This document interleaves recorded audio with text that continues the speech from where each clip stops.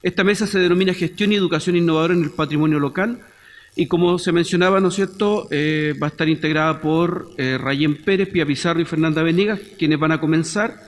Después continuamos con Ana María Dala, la musealización de la artesanía con escamas de pescado como medio de desarrollo sostenible y cambio social, para culminar con Pamela Fuente, la experiencia educativa del Museo Histórico de Placilla, circuito para la sustentabilidad patrimonial de Placilla de Peñuela. Vamos entonces a presentar al primer grupo mientras las chiquillas se acercan al podio.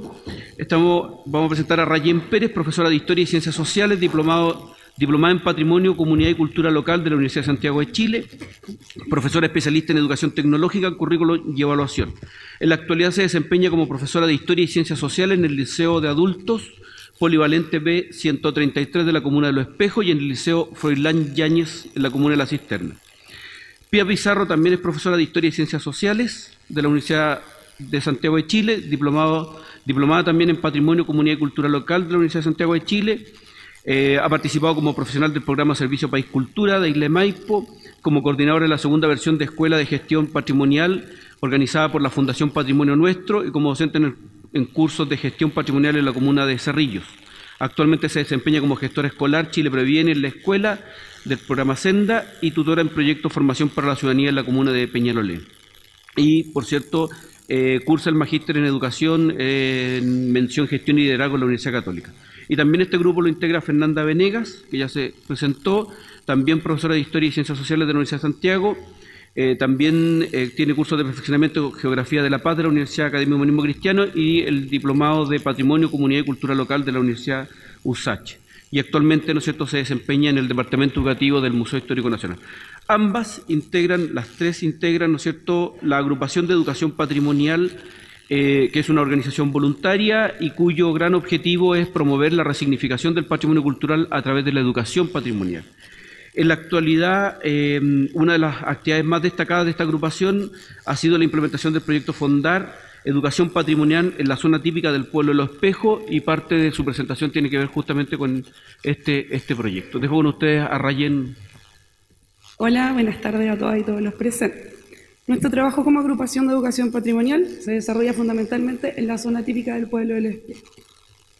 Esta zona se caracteriza principalmente por su alto índice de vulnerabilidad social, y desvinculación de la comunidad local con su patrimonio.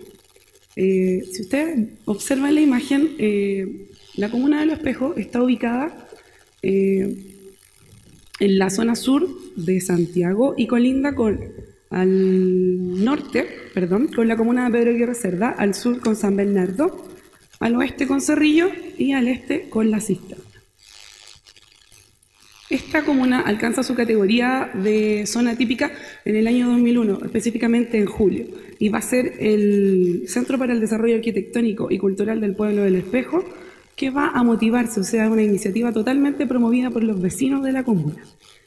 Se destaca principalmente por su valor histórico patrimonial, porque incluso es la zona que da nombre a la comuna y es la zona más antigua.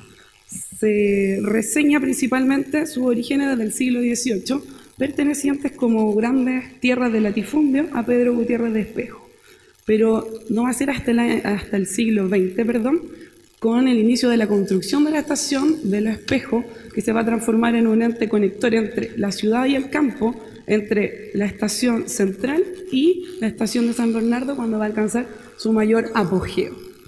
En este proceso, cuando se va a generar una transformación cultural y una mezcla entre esta diversidad, ya que principalmente se caracterizó por estar habitada por familias aristocráticas de apellidos como, por ejemplo, Astaburuaga, los Ferrari, los Eston, Letit, León de la Barra, que se van a caracterizar por tener estas grandes casonas, casas quintas y palacetes construidos desde las características arquitectónicas europeas. Pero además se van a mezclar estas tradiciones urbanas con las tradiciones campesinas que van a traer principalmente los obreros que van a llegar al desarrollo de la construcción ferroviaria. Es así como este pasado se transforma en un pasado desconocido, principalmente tanto para nuestro país como para los propios habitantes de la comuna, donde solamente los testigos son los antiguos vecinos y algunas construcciones que han logrado mantenerse en pie, como las casas de fachada continua, la abandonada estación de Los Espejos y la iglesia de los Sagrados Corazones, entre otros elementos que quedan y siguen vivos en el lugar. Sin embargo, existe un escaso sentimiento de pertenencia de la identidad, de la localidad y su identidad con la misma. Por lo tanto, la organización que se motiva a generar esta categoría y postularla van a ser principalmente los adultos mayores actuales que habitaron en la época de apogeo de los años 40 y 60. Sin embargo, durante la época de los 90 va a llegar un nuevo contingente habitacional, poblaciones, digamos, que colindan con la comuna y con la zona típica van a llegar y se van a mezclar. Sin embargo, estos nuevos habitantes no se sienten identificados con la historia de la comunidad ni de la zona típica. Y además, las personas que quedan, digamos, fuera de estas soluciones habitacionales promovidas por el Estado, van a encontrar territorios y los van a tomar. Entonces se van a generar, además, campamentos. Esta es más o menos la realidad que experimenta la comuna de Los Espejos. Este problema se traduce entonces en una poca participación e indiferencia con respecto a la zona patrimonial de la comuna. Un estudio de la consultora Acción Activa en el año 2011 plantea que el 90% de los habitantes del pueblo del Espejo considera que la zona típica no es un aporte para la comuna, lo que la localidad enfrenta además un deterioro progresivo, tanto de las casonas protegidas y desprotegidas, porque en la actualidad están siendo vendidas para construirse en fábricas, digamos que estructuran edificios que no tienen nada que ver con la armonía arquitectónica del lugar, y por otro lado estacionamientos de camiones, a lo que debemos sumarle el descuido del sector y la vulnerabilidad social del entorno, lo que han hecho que la zona típica sea utilizada para la delincuencia y la drogadicción. Es por esto que nuestra agrupación nace a partir de un interés particular en activar espacios históricos y patrimoniales en un contexto con altos índices de vulnerabilidad social. Es así como buscamos promover un patrimonio reformulado que considere usos sociales, no desde una mera actitud defensiva, de simple rescate, sino con una visión más compleja de cómo la sociedad se apropia de su historia y puede involucrar a nuevos sectores. Esta cita, por si acaso, es de García Canclín. Entonces, es así como nosotros, respondiendo a esta inquietud, nos propusimos principalmente el objetivo de proteger y poner en valor la zona típica del pueblo del Espejo, reactivando valores históricos e identitarios de la comunidad local a través de la educación patrimonial. Es así como nosotros hemos elaborado distintas iniciativas desde el año 2010 hasta el año 2013, donde vamos a destacar principalmente la primera actividad que tiene que ver con la primera fiesta patrimonial que se realizó en el año 2010. En segundo lugar, se nos invitó a trabajar realizando un taller de investigadores secretos de la historia del pueblo del Espejo, donde a través de distintas pistas, los niños, principalmente de la población José María Caro, en el verano participaron de modo, digamos, muy motivado, siguiendo las pistas y reconstruyendo un poco la historia de la zona típica del pueblo del Espejo. Además de eso, tenemos la fiesta patrimonial, donde se realizó una ruta patrimonial, invitando no solo digamos, a los actores de la comuna, sino a los propios participantes que motivaron la categoría, el logro de categoría de zona típica en la comunidad. Finalmente, tenemos la presencia de nuestro proyecto que se titula Educación Patrimonial en la Zona Típica del Pueblo del Espejo, que fue, digamos, aprobado por un Fondar en el año 2012, donde principalmente se toma como actores, a través de la educación, formal y no formal, a profesores y a organizaciones sociales comunitarias, con el fin de generar a través de esto un factor difusor mayor a través del tiempo. Es así como nuestra visión de la gestión del patrimonio cultural se enfila no solo a la conservación del patrimonio, sino a lograr la incorporación de los sectores sociales en la gestión como parte del desarrollo sostenible de la localidad. Es por eso que nos interesa principalmente transmitir conocimientos y herramientas que permitan valorar el patrimonio cultural presente en la localidad, mostrándole las múltiples posibilidades de desarrollo que existen ahí. De esta forma esperamos orientar y apoyar el proceso de resignificación social de los bienes patrimoniales ante su comunidad local, generando en ella la inquietud de difundirlo y protegerlo. Es así como la educación patrimonial nos permite generar un puente entre la comunidad local y los bienes patrimoniales entre generaciones pasadas, generaciones actuales, con el fin de promover el fomento de la calidad de vida y el desarrollo cultural de la propia comunidad. Es así como nuestra estrategia principal consiste en la realización de talleres educativos y nos dividimos en 5 etapas. La primera etapa tiene que ver con la etapa diagnóstica, donde se utiliza principalmente los estudios de la consultora Acción Activa, pero además los resultados de nuestra evaluación diagnóstica con los grupos que trabajamos. Y gracias a eso pudimos descubrir que existe un desconocimiento en torno a la zona típica, pues el 61% de los participantes no supo localizar en el mapa la zona típica del pueblo del Espejo, y por otro lado el 83% de las personas participantes no tenían mayor conocimiento del concepto de patrimonio. En segundo lugar, el proceso constó en la elaboración de material didáctico, principalmente la evaluación diagnóstica, el desarrollo del material teórico y didáctico para el uso en los talleres, a través de 4 temáticas: patrimonio cultural, educación patrimonial, didáctica del patrimonio y finalmente la historia de la zona típica del pueblo. En tercer lugar, la ejecución de los talleres, donde, recuerden, tenemos al grupo docente que nos cedieron el tiempo de los consejos de profesores y por otro lado, las organizaciones sociales en instancias donde nos apoyó un poquitito el Departamento de Gestión Territorial del municipio. En cuarto lugar, tenemos la difusión, que tiene que ver con el producto final de cada taller, en el cual las organizaciones sociales y los profesores elaboraron actividades educativas para aplicar en su entorno o en su contexto más cercano. De ahí se extrajeron las experiencias más significativas para ser expuestas en una fiesta patrimonial que nosotros desarrollamos a fines del año pasado, en diciembre, donde se convocó a la comunidad participante y expusimos fotografías, afiches y otras actividades que fueron elaboradas por estos grupos. Y finalmente, la evaluación final, donde se analizan los resultados, mezclando la evaluación del proceso, la inicial y la evaluación final de salida. Entonces, a partir de esta experiencia, nosotros estamos totalmente dispuestas a compartir nuestros aprendizajes con todas las personas y organizaciones que busquen conjugar patrimonio cultural, educación y finalmente la acción social y comunitaria para aportar al desarrollo cultural de forma transversal a nuestra sociedad. Es así como ahora nosotros estamos listas para exponer ahora los resultados finales de nuestra intervención en la zona típica del pueblo del Espejo. Para eso voy a dejar con ustedes a Pía Pizarro.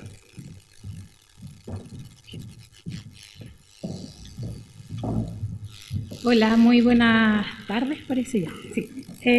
Bueno, como bien decía Rayén, a partir de esta experiencia que nosotros desarrollamos en el Espejo, específicamente el proyecto Fundar el año pasado, quisiéramos simplemente terminar nuestra exposición contándole algunas experiencias, desafíos, algunos aprendizajes que obtuvimos a través de esta presentación, que creemos que son súper importantes cuando uno quiere trabajar con escuelas específicamente, sobre todo también en espacio de educación no formal, lo que tuvo que ver con las organizaciones sociales con las que participamos. En primer lugar, los actores fundamentales en este trabajo fueron los profesores, con quienes nosotros realizamos las capacitaciones. Sin embargo, nos encontramos algunos obstáculos que podría mencionar varios, pero creo que el más importante tiene que ver con la disposición que tiene cada escuela en querer apropiarse de los proyectos de educación patrimonial. Es decir, nosotros hablamos con la Municipalidad del Espejo, hablamos con el DEM de Los Espejos, nos dieron todo el apoyo en un principio. Sin embargo, eso tiene que ver específicamente con la disposición que tienen los directores a querer o no participar de esta iniciativa. Y eso es súper importante en cualquier iniciativa que uno quiera generar con escuelas. Así que, ojo con esa parte. Y bueno, y los profesores en general hay de muchos tipos. Hay profesores que están súper motivados con el tema, hay profesores que no están nada motivados con el tema y hay otros que fuimos encantando en el camino. pero sobre todo resaltar este aspecto que tiene que ver con la gestión educativa, específicamente con los equipos directivos de cada establecimiento.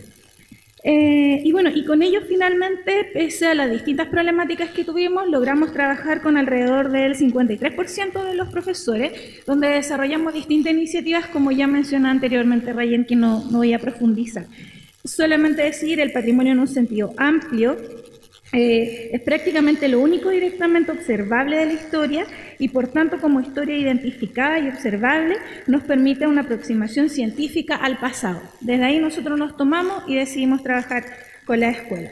En cuanto a las organizaciones sociales, trabajamos con cuentacuentos, trabajamos con el equipo de los runners, donde se hizo una corrida, que de hecho aparece ahí en la fotografía, se hizo una corrida por el sector, donde vestimos, por así decirlo, el auto y fuimos entregando distintas imágenes y mensajes de difusión para conservar la zona típica, poder difundirla.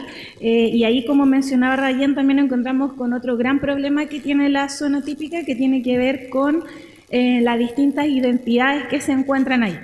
Por una parte tenemos a la gente que son los del pueblo, que son mayoritariamente la gente de la tercera edad, pero tenemos también a la gente que llegó posterior a esto, que tiene que ver con algunos campamentos que están ahí también en el sector de la zona típica y que se sienten muy poco identificados con toda la historia, con todo el pasado que hay ahí.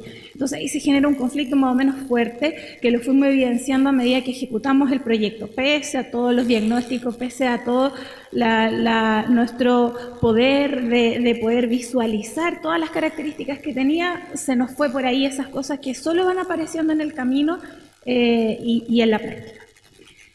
Y finalmente, una tercera conclusión que nosotros también obtenemos es que tiene que ver con que muchos de los trabajos que se hacen en barrio específicamente tienen el plus, no lo que ocurre en nuestro caso, que son barrios que en ocasiones tienen un amplio capital cultural que los hace valorar e interpretar significativamente el entorno.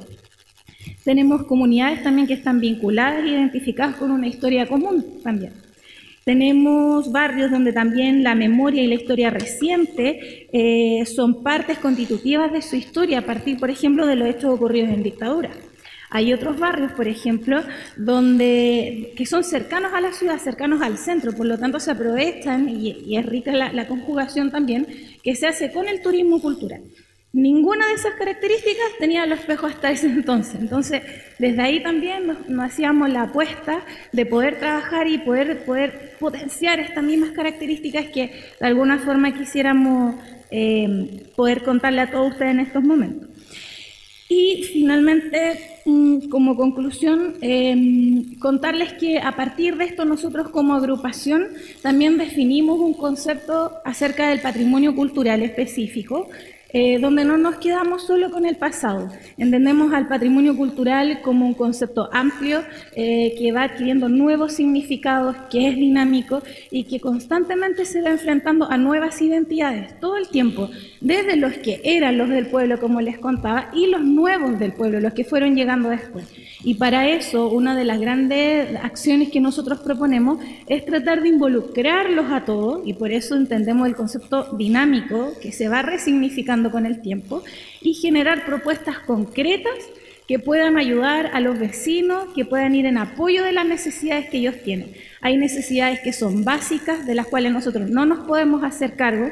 Por ejemplo, hay problemas de conectividad en los espejos, hay problemas de falta de áreas verdes, hay problemas de delincuencia, de las cuales a lo mejor nosotros no podemos hacernos responsables, pero sí podemos contribuir con proyectos concretos. Por ejemplo, tomar un espacio, transformarlo en biblioteca, transformarlo a lo mejor en un centro cultural, tomar las áreas verdes, poder trabajar con los vecinos, pero que sean propuestas concretas, que vayan en directo apoyo a ellos. Y en ese sentido nos quedamos con esta idea de poder entender el patrimonio como un concepto dinámico. Y desde ahí estamos trabajando y desde ahí hemos estado proyectando nuevas líneas de trabajo con la agrupación, donde incluso, creo que nos faltó aquí solamente, bueno, esta es otra de las partes del proyecto Fundar, de las actividades que hicimos con la difusión a la comunidad.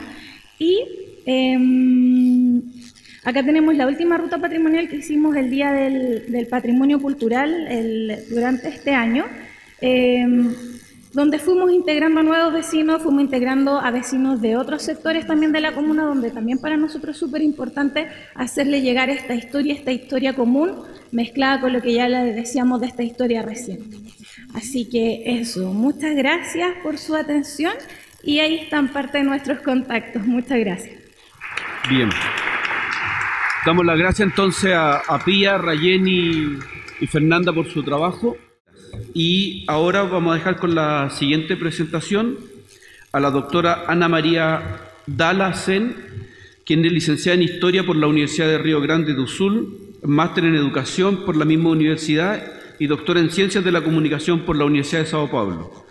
Es profesora asociada de la Cuarta Universidad Federal de Río Grande do Sul, Departamento de Ciencias de la Información, con el curso de Museología. Su campo de investigación y acción está vinculado a la museología social. Hace parte del Movimiento Internacional por la Nueva Museología, el MINOM, del Consejo Internacional de Museos, y coordina proyectos de investigación y extensión, un proyecto denominado La Rampla del Pino, de Isla Pintada, de Porto Alegre, de Río Grande do Sul, así como también es profesora visitante de la Universidad Holística Internacional, UNIPAS, y coordina, y algo de eso nos va a hablar hoy día, el programa de investigación y extensión universitaria de la Isla da Pintada, Mujeres, Trabajo y Memoria, Barrio Arquipelago, Porto Alegre, Río Grande do Sul. Dejo con ustedes entonces a la doctora Ana María Dala. Bueno, eu gostaria de dar graças à oportunidade de estar aqui e desde já pedir desculpas porque vou falar em portunhol, que é uma língua própria da minha cidade, Porto Alegre, na província do Rio Grande do Sul, para poder me conectar com as pessoas de Chile, de Argentina e especialmente do Uruguai. Bueno, el Economuseu de la Isla de la Pintada, Porto Alegre, Brasil. Economuseu, sim, é um economuseu e não só um ecomuseu. A grande diferença entre um economuseu e um ecomuseu é que a força da economia é muito forte em el economuseu. É um ecomuseu, sim, pero com uma marcada posição de geração de renda para as pessoas. Os objetivos da investigação são proponer estratégias para a conservação do patrimônio local, para incrementar o desenvolvimento sustentável e fomentar o cambio social em el território da Ilha da Pintada, Porto Alegre, Brasil, através de um economuseu. E desde então, consolidar, reconhecer, valorizar e proteger o patrimônio local através da musealização dos recuerdos e das práticas cotidianas. E também convertir seu território em ruta econômica, o que poderá trazer benefícios econômicos para seus habitantes. Pero o que é a Isla de la Pintada? A Isla de la Pintada é uma isla localizada em Rio Guaíba, em la cidade de Porto Alegre, que foi colonizada por parejas de los Açores e desde o século XVIII havia a pesca como sua principal fonte de recursos econômicos. Pero com sua redução desde 1970, a isla tem hoje dos piores índices de desenvolvimento humano da cidade. Por iniciativa de suas mulheres, como sempre, a artesania com escamas e com o cuero de pescado se convertiu em uma das formas mais importantes de geração de recursos para a comunidade. Esta imagem diz bem o que representa a isla entre a relação da isla com a cidade de Porto Alegre. Cá está um grafite que diz: "El mundo é diferente desde el puente hasta aqui." Acá é a isla, bem diante da cidade de Porto Alegre, pero as fotos, todas as imagens que se tem da isla, são da isla em direção à cidade. E nenhuma das pessoas da cidade conhece a Isla de la Pintada. A isla é praticamente invisível para as pessoas da mesma cidade de Porto Alegre.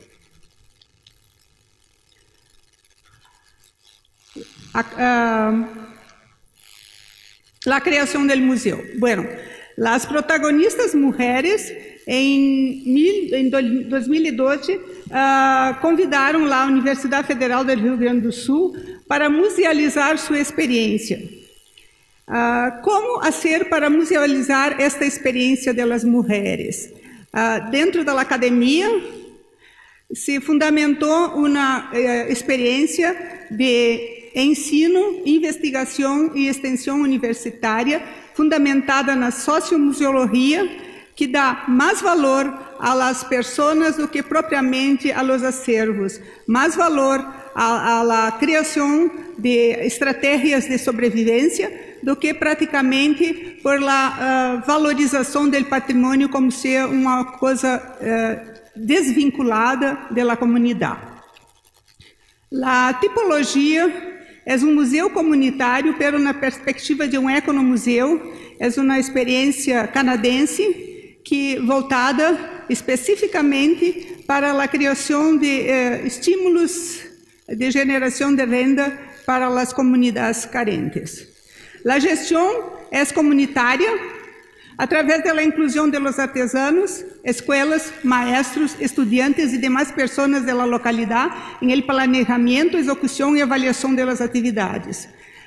Os guiones museológicos são constituídos por la experiência coletiva. Isto é muito difícil, porque não há consenso e todas as coisas que se fazem são divergentes entre as pessoas, há diferentes grupos e é muito interessante, mas é muito difícil contentar a uma grande parte entre os diferentes motivos das pessoas.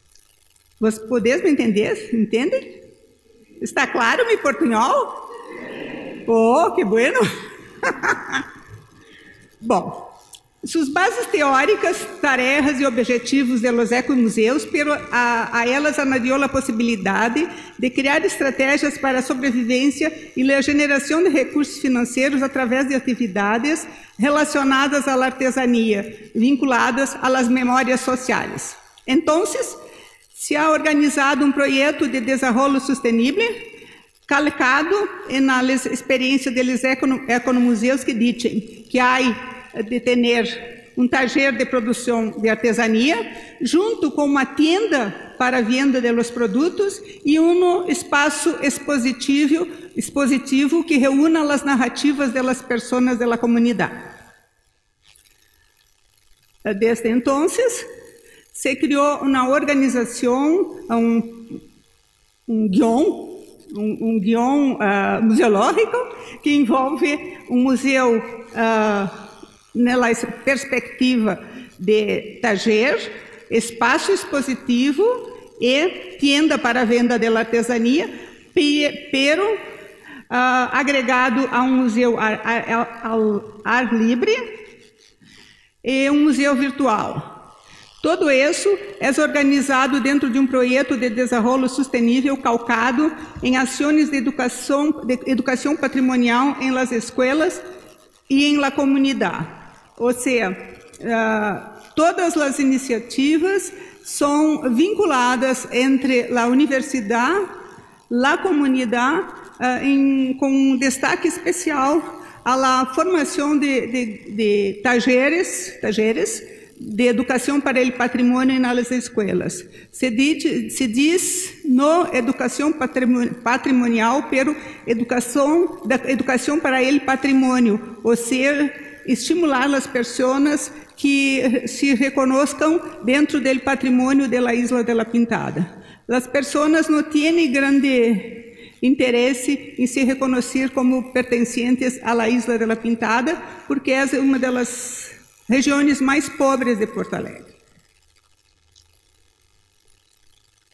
Como considerações finais, posso dizer que desde o ano passado até hoje, já há se forjado sentimento que a universidade cumpre seu papel a relacionar-se de uma maneira integrada, participativa e coletiva com o outro. É uma possibilidade de levar os conceitos e métodos da museologia a uma prática que os relaciona com a realidade. Esto es muy importante para el curso de museología y tan importante cuanto para la propia comunidad.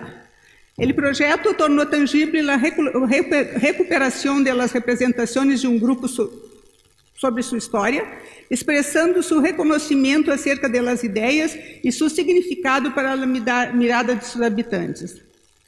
De modo que en el futuro se tornem visíveis en la ciudad que hoy los ignora. Cá são algumas imagens das coisas que se han hecho até acá. Este é o taller de produção de artesanias, a tienda, onde a venda de los produtos, o espaço expositivo, é muito simples.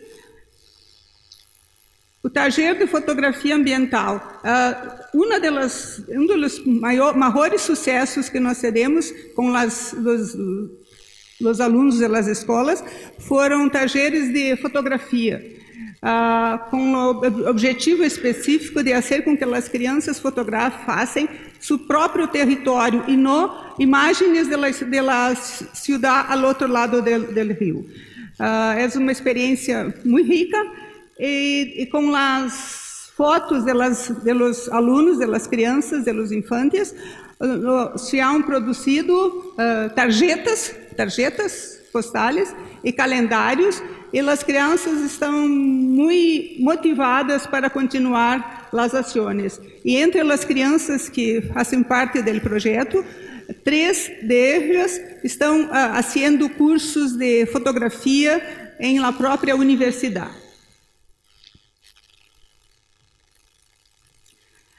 Temos encontros com os antigos residentes para registro de suas narrativas e histórias de vida, e que nós chamamos de ruedas de memória. Acá temos imagens de uma das primeiras exposições, que é o imaginário da Isla de la Pintada, que juntou as narrativas das pessoas sobre as memórias de la isla, especialmente as memórias de los pescadores em torno de lo fantástico, as histórias fantásticas de la isla. As brujarias. Para fazer esta exposição foram realizados 2 ou 3 talleres de máscara de papier-mâché, talleres de produção de imagens de santos em yeso. E estas imagens, tanto quanto as máscaras, são produtos que são vendidos em la loja de artesanato. Como é dito, as coisas não são fáceis. Por exemplo, a imagem de las brujas. As pessoas dizem que as bruxas não são mulheres viejas e feias, e sim jovens bonitas. Pero então nós temos que fazer espaço para as 2 versões, porque as pessoas sistematicamente discutem as questões. Nada é fácil. O museu ao ar livre. Temos acá o guião do museu, onde pode-se ver pequenos papeles, onde as pessoas colocam suas impressões sobre esta maquete. São maquetes de um museu que vai ser constituído por 25 painéis metálicos, com 2,30 metros de alto por 1,50 metro de ancho, expostos em variados espaços de interesse natural, histórico e cultural da isla. Todo esto é organizado através das narrativas reunidas entre as pessoas da isla. E os papeles são motivo de uma demora. Nós temos que perder ou ganhar muito tempo com a reorganização deste guião, porque as coisas não são hechas de forma a ter uma aprovação de todos. Todo o que se hace, todo o que se organiza é motivo de permanentes discussões e cambios. Entonces, muchos de los paneles fueron cambiados porque as pessoas dizem, não é isso, isso é uma broma, não é verdade. Então, nós temos que sistematicamente reformulá-los para ter uma certa organização que pueda servir como um guia para uma ruta turística interna em la isla. Cá são as outras imagens. Esta é a maquete do Museu Ar Livre. Poderia estar pronto, pero com as manifestações das pessoas, como já dito antes, é difícil chegar a um denominador comum que satisfaça a organização de algo que vai representar uma ruta turística no território da comunidade. O protagonismo de todas as ações é da comunidade. A universidade só organiza ou reorganiza as intenções, as propostas da comunidade. Para sintetizar todas as ações, se ha criado um museu virtual que é alimentado pelas escolas, pelos mestres e pelos alunos das escolas.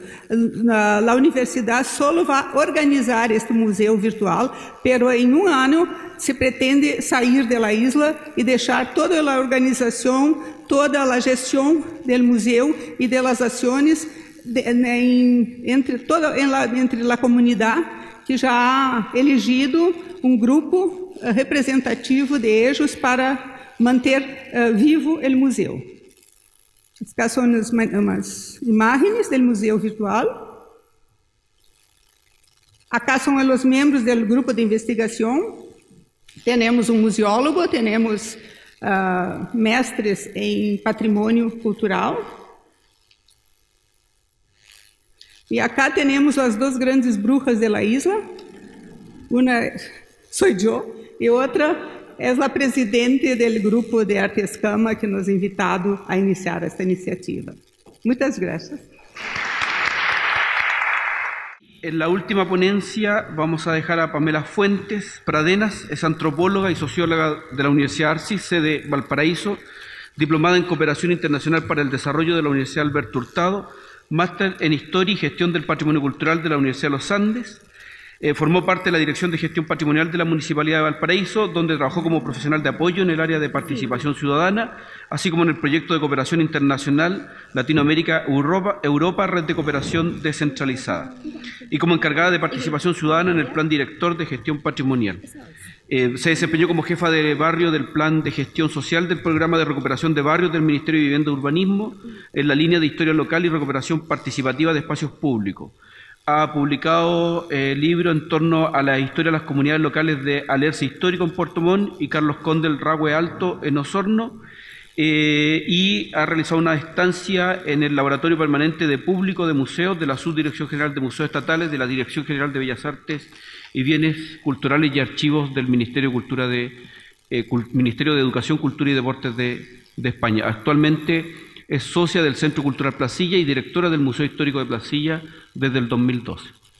Hola, buenas tardes ya. Yo les voy a presentar un proyecto que nosotros desarrollamos bajo el fondo del Banco Interamericano de Desarrollo. La verdad es que eran $5.000 y finalmente se nos hizo nada esos $5.000. Por tanto, recurrimos a lo que es asociatividad, con nuestros integrantes de la comunidad, con otros profesionales, y de esta manera lo pudimos llevar a cabo. Primero, antes de la presentación, quiero decir quiénes somos. Este museo es un museo comunitario que está bajo el alero del Centro Cultural Placilla, que es una organización social sin fines de lucro. Ya tiene 10 años de vida y se rige obviamente por la ley 19.418 de juntas de vecinos. Nosotros no tenemos ningún tipo de recurso económico más que el humano y de nuestros socios y voluntarios. Y finalmente se concreta este proyecto, se materializa en nuestro museo que se inaugura el 28 de agosto del año 2009. Somos un museo joven y estamos aprendiendo, tampoco nos parecemos en nada a lo que son museos de la DIVAM. Y si los museos de la DIVAN tienen muchos problemas, nosotros aún mucho más. Entonces siempre se nos hace muy complicado llevar adelante los proyectos, postular a fondos, pero con esto apuntamos a un proyecto de cooperación internacional. Nosotros empezamos de esta manera. Teníamos el inmueble que fue realizado bajo el programa de recuperación de barrios y las vitrinas se habilitaron bajo un Fondo Nacional del Desarrollo Regional del Gobierno de Valparaíso.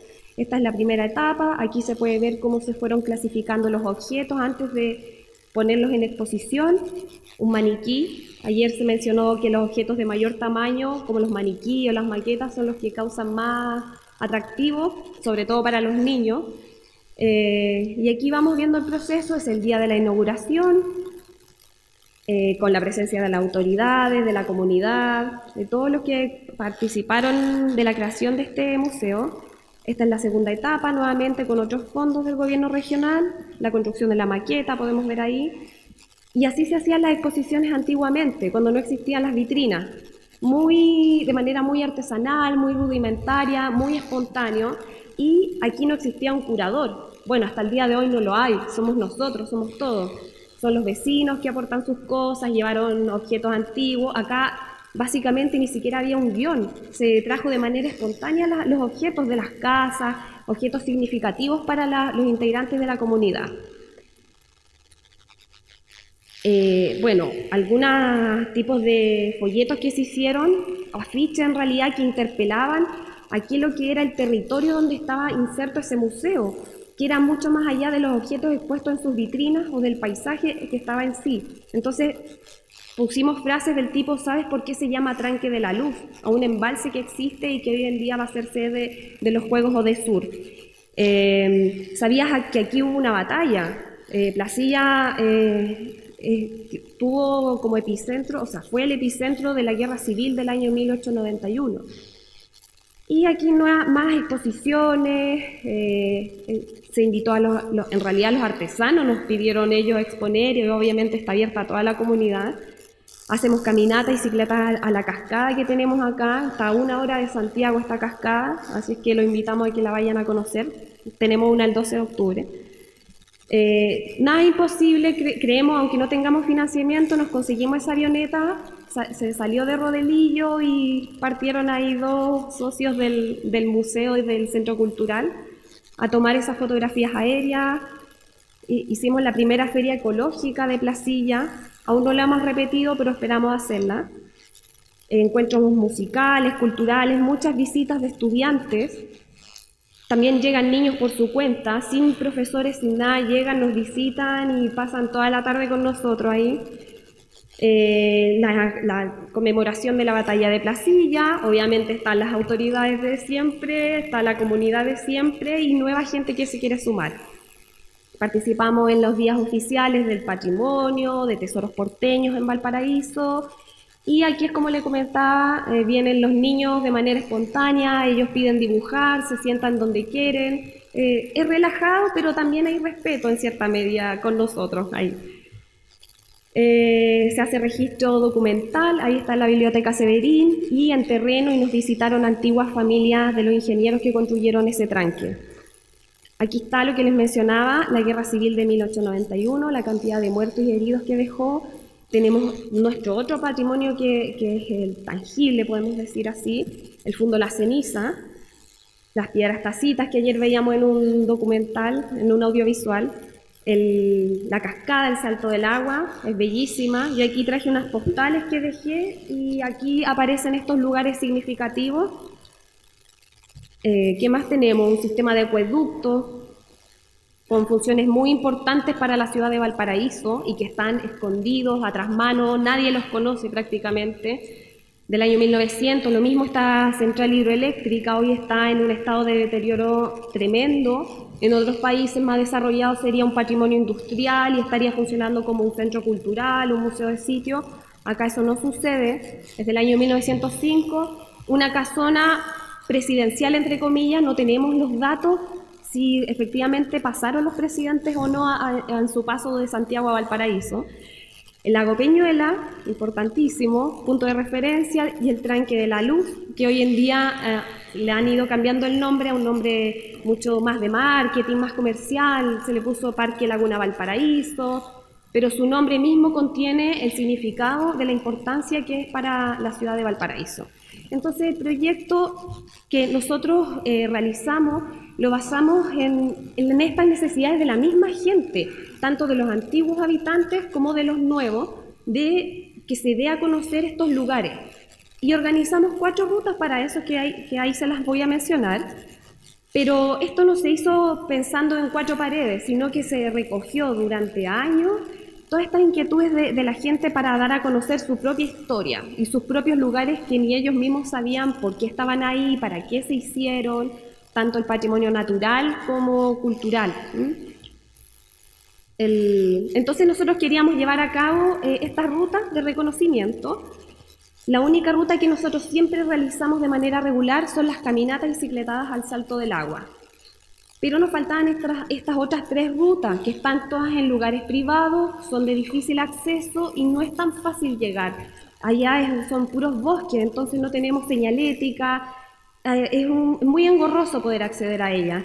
Y por lo tanto queríamos ampliar estas rutas, o sea, que la gente pudiera conocer mucho más, no solamente unos pocos, unos privilegiados.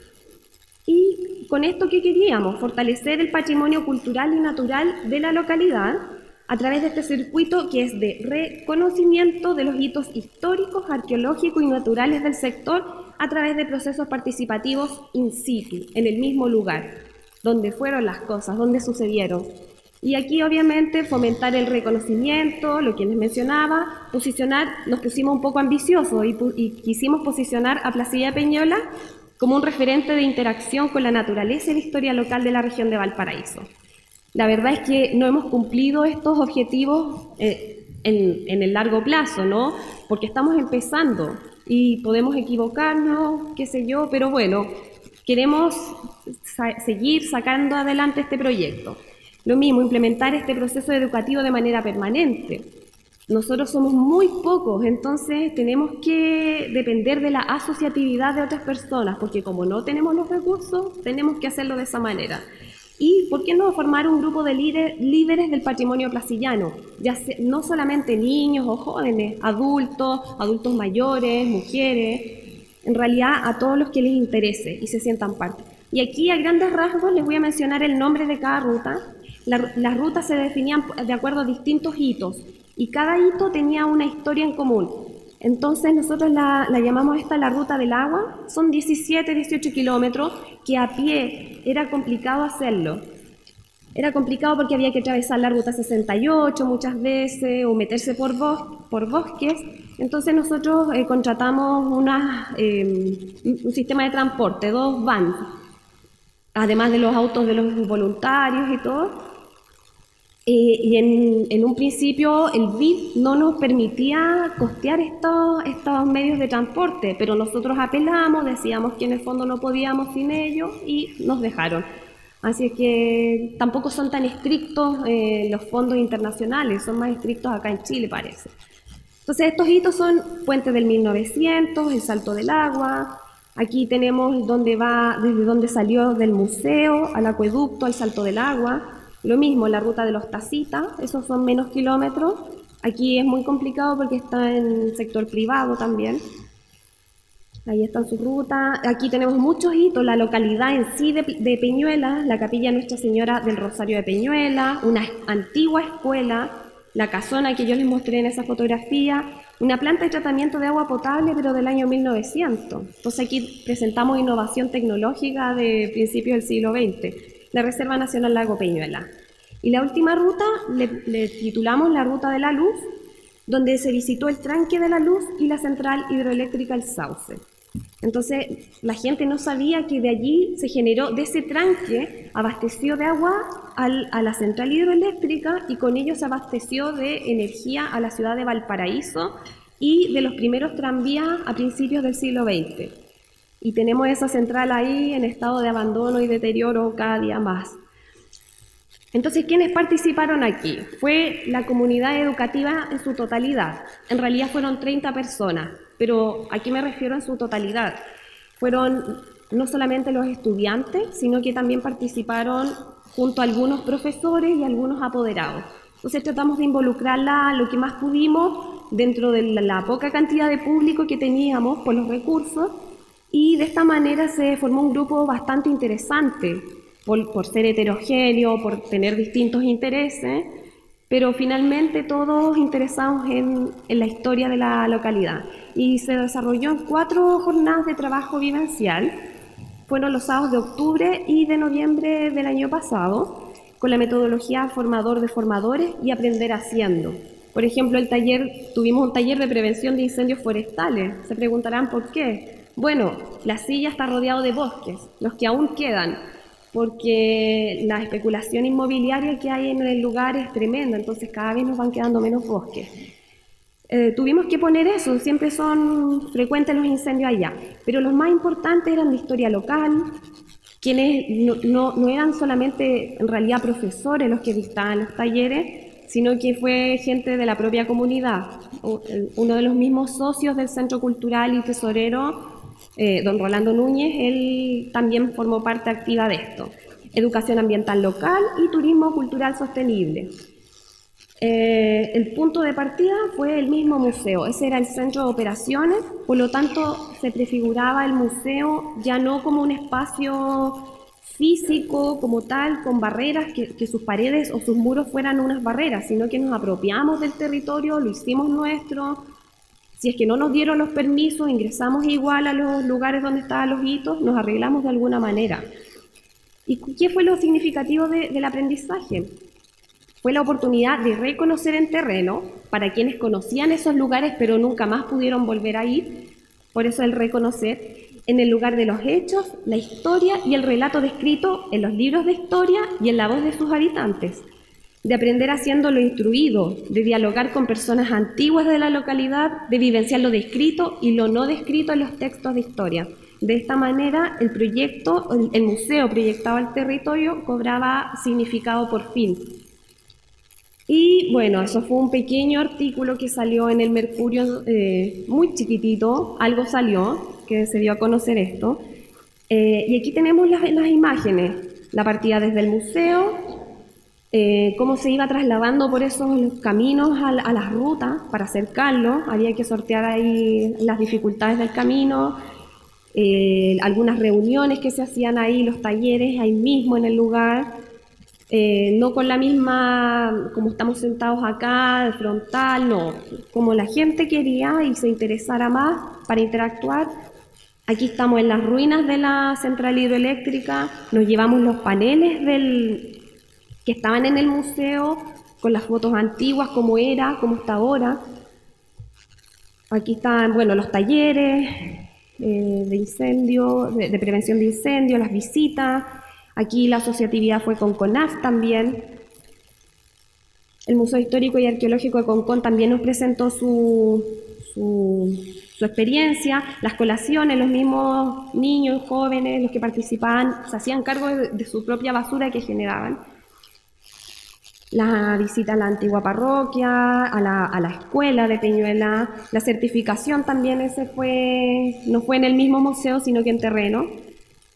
Y eso fue entonces, ¿qué desafíos actuales? O sea, poder contar con más recursos para desarrollar esta iniciativa que dejamos como ahí en un momento, pero queremos que se haga regular, ¿ya? Y fortalecer los contactos que tenemos y incrementar otros más. También motivar e insertar a la comunidad educativa de la localidad para que participen, para que puedan idear más procesos innovativos que salga de ellos mismos, ¿ya? Y también insertar al Museo Histórico de Placilla dentro del circuito turístico oficial, ¿por qué no? Pero nosotros siempre vamos a hacerlo de manera independiente si es que no logramos concretar eso. Así es que de alguna manera u otra lo vamos a llevar a cabo, sí. Les voy a presentar un video de 2 minutos para que vean un poco la experiencia y esa es la presentación. Voy a empezar con unas décimas que tienen que ver con lo que se ha ido convirtiendo tratando el medio ambiente, qué sé yo. Ñuque Mapu, Pachamama.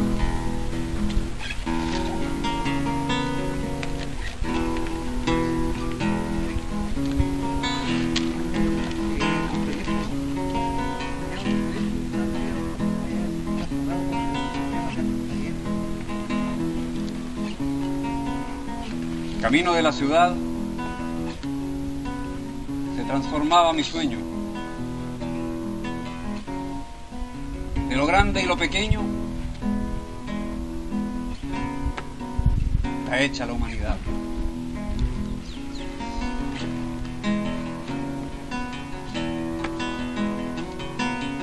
Partiendo desde la altura del cerro donde vivía, tomé mi morral un día y comenzó la aventura.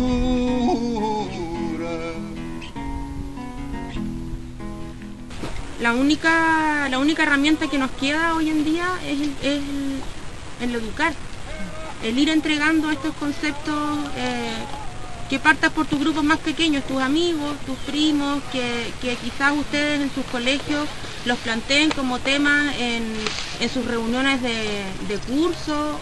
En esto que estamos mirando aquí hay una infinidad de especies que están coexistiendo.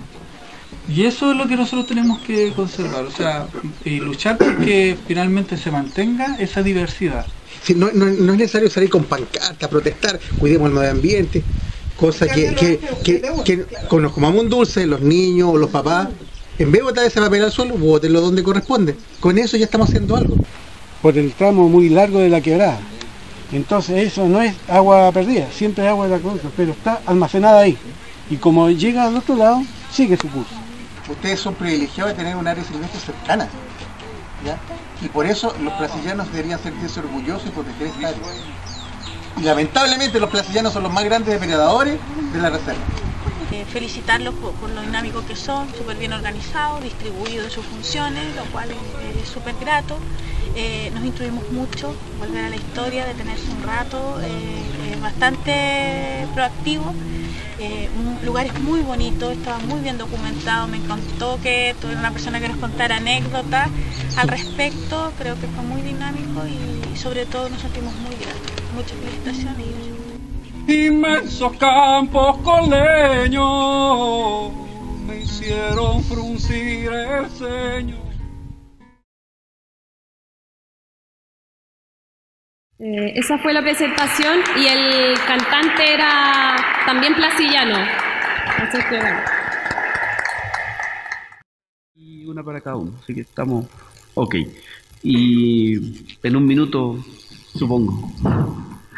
A ver, y en el caso de las chiquillas de Los Espejos, Pía, Rayén, dos en una, dice cómo lograron insertarse y trabajar en un sector vulnerable. ¿Cómo se consigue la legitimidad local si es que uno es foráneo?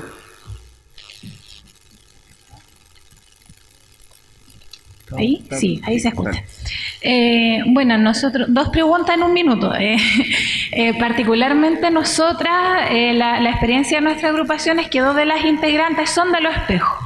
Entonces ahí ya teníamos una primera entrada. Rayén y Fernanda son de Los Espejos y particularmente Fernanda en su momento era vecina de la zona típica, así que había ya gran reconocimiento en ese sentido de lo que significaba el pueblo de Los Espejos para la historia de la comuna.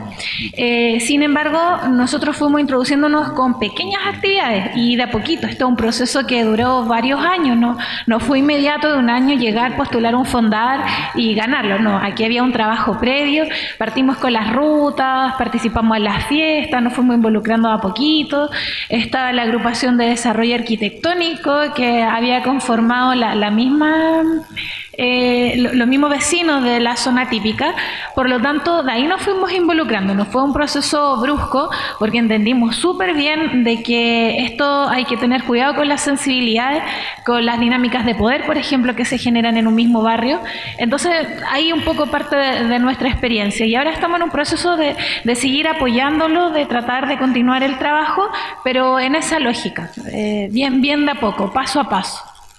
Gracias. Para Pamela Fuentes, bueno, ¿cuáles son sus referentes como museo comunitario?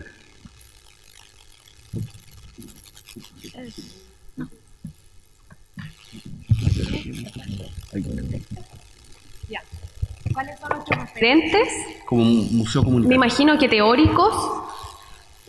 No lo sé en realidad. Mira, la verdad es que no tenemos ningún referente teórico o no nos hemos basado en ninguno. ¿Por qué? Porque partimos de manera, como lo dije anteriormente, muy espontáneo.